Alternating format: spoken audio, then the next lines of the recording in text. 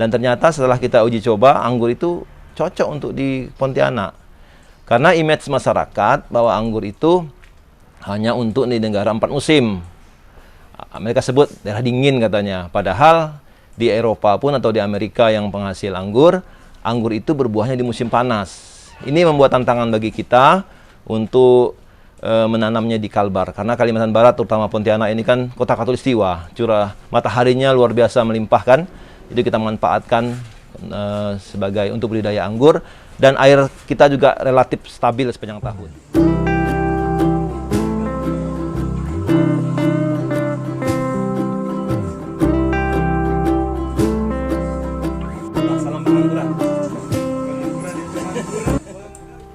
Baik, jadi awal kita memulai budidaya anggur impor kami sebut ya di Kalbar ini di masa pandemi. Jadi saat itu memang kita dalam kondisi lagi hanya di rumah ya istilahnya ya. Jadi kemudian saya juga udah mulai membibitkan anggur, tapi itu jenis Isabella, anggur-anggur yang digunakan untuk batang bawah yang asam.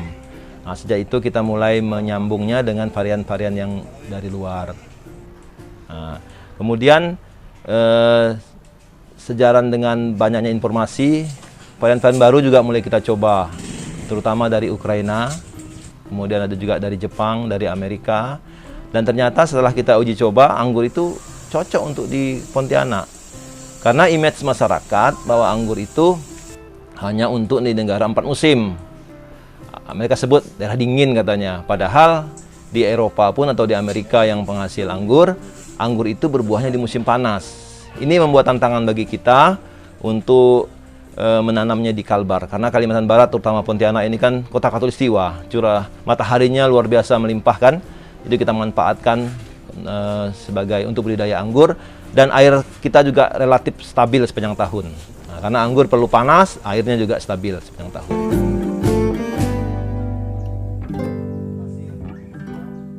Akan matang 110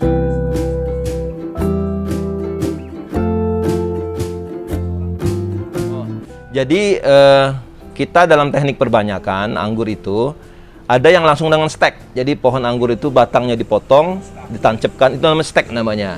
Nah, seperti Isabella yang lokal, kita anggap lokal itu bisa ditanam dengan menggunakan stek. Tapi untuk varian-varian impor seperti Transfiguration atau yang dari Jepang, dari Amerika seperti Jupiter itu, kita harus tahu juga itu mampu enggak sebagai on-road, jadi akar itu sendiri. Makanya kita kombinasikan dengan teknik grafting namanya. Di grafting ini menggunakan batang bawahnya rootstock lokal atau batang bawah lokal seperti Isabella, Red Master, Probolinggo yang atau di Bali disebut Alfonso Lefele ini, yang sebagai bawahnya. Yang atasnya kita pakai disambung dengan varian-varian impor yang komersil seperti Moonrop yang di supermarket kan, Saint Muscat yang harganya juga luar biasa mahal, dan varian-varian yang seperti Ninel, Transfiguration, banyak sekali. Saya kemarin list sekitar ada 41 jenis ya yang sempat saya sambung atau saya ini kan.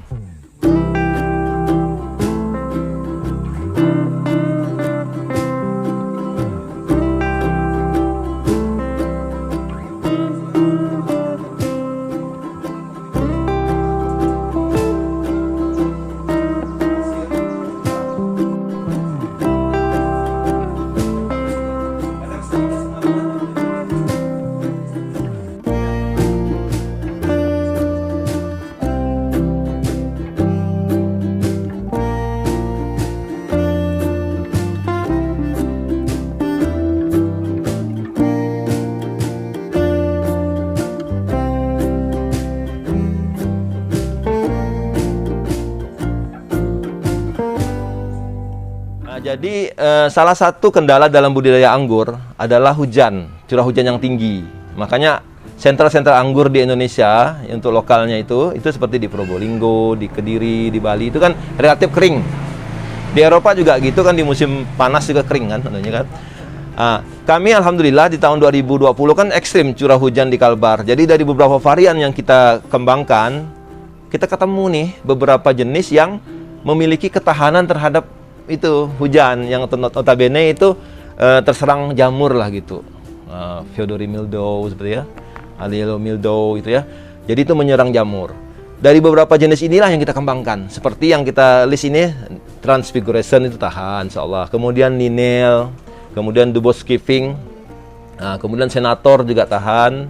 Kemudian Oscar ada juga. Dari Rusia juga ada beberapa varian yang kita kembangkan juga, alhamdulillah kayaknya tahan. Ini tepatnya ini saya mulai nyambung ini. Pertama itu 1 Mei 2020. Nyambung baru juga kan? Belum setahun ya, hampir ya? Pas ulang tahunnya nih hari ini. Pas setahun kita mulai menyambung dengan kondisi istilahnya ketidaktahuan saya teknik nyambung anggur. Kalau yang lain saya biasa.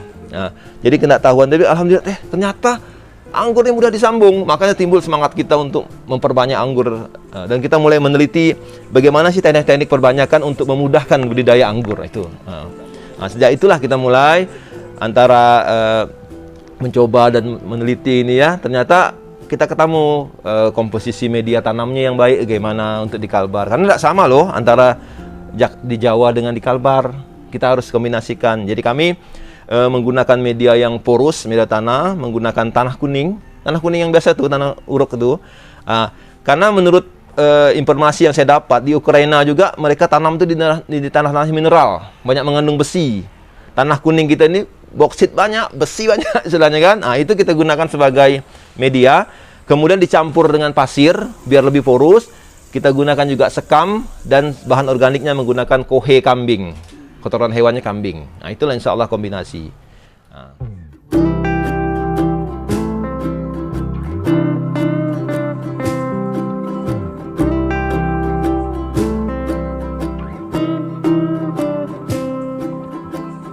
Kalau kegagalan di anggur ini mungkin waktu perbanyakan aja ya.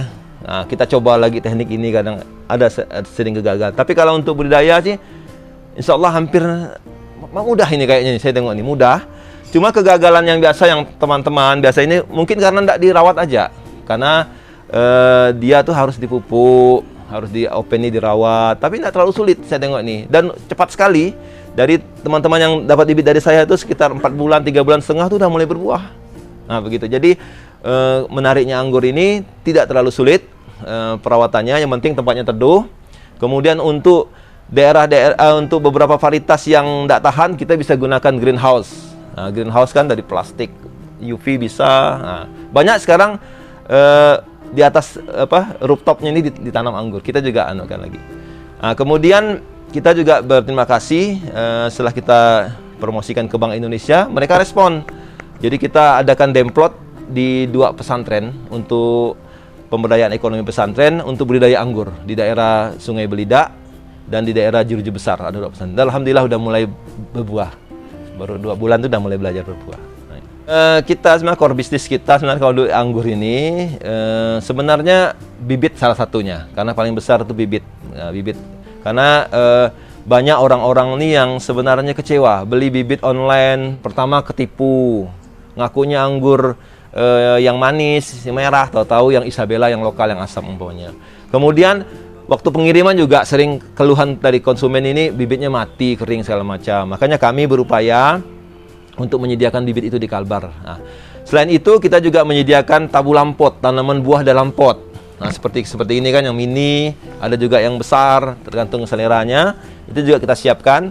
Dan kita juga bersama teman-teman, kita mulai ada komunitas pengangguran Kalbar dan Pontianak Grape Community. Kita juga melayani jasa untuk pembuatan greenhouse, sekaligus untuk sarana produksinya, untuk pot segala macam media, sampai panen kita insya Allah kita buat ini. Kalau bibit anggur ini, kalau di dunia pengangguran ya, itu istilah ada anggur-anggur lawas, ada juga anggur-anggur sultan atau ningrat gitu ya. Kalau yang jenis-jenis lama yang udah kita perbanyak ini berkisar antara 150.000 lah, ya, sampai 200.000 kadang-kadang. Kemudian yang untuk jenis-jenis varian yang baru, itu bisa 350.000 sampai 500.000, bahkan ada yang lebih. Kalau di dunia anggur nih 1,5 juta gitu kan. Untuk jenis-jenis yang masih baru, yang barerotnya diimpor langsung dari Ukraina umpamanya, diperbanyak, biasanya turunan pertama itu masih mahal. Wajar lah, itu masih baru kan.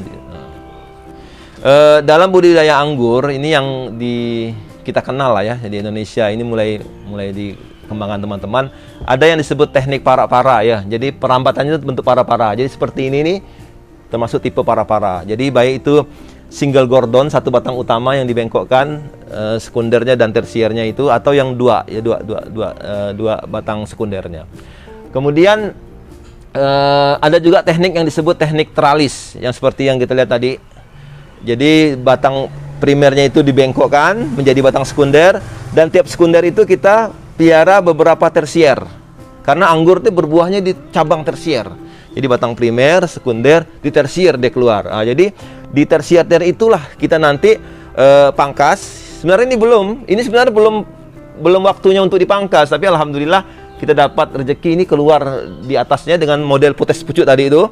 Keluar di atasnya, pucuk-pucuk ini keluar, ini kita pertahankan karena kita juga untuk promosi untuk mengedukasi ke masyarakat. Nah, gitu. Makanya kita pertahankan. Nanti produksinya itu akan di batang tersier tadi itu.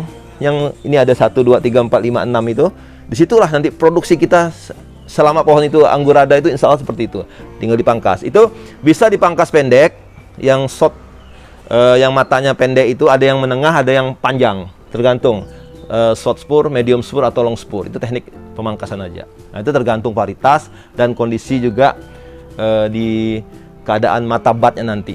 Jadi istilah-istilahnya. Jadi memang ada beberapa mazhab lah dalam budidaya anggur ini. Tinggal nanti pilih mana aja yang sesuai dengan kondisi kita di lapangan.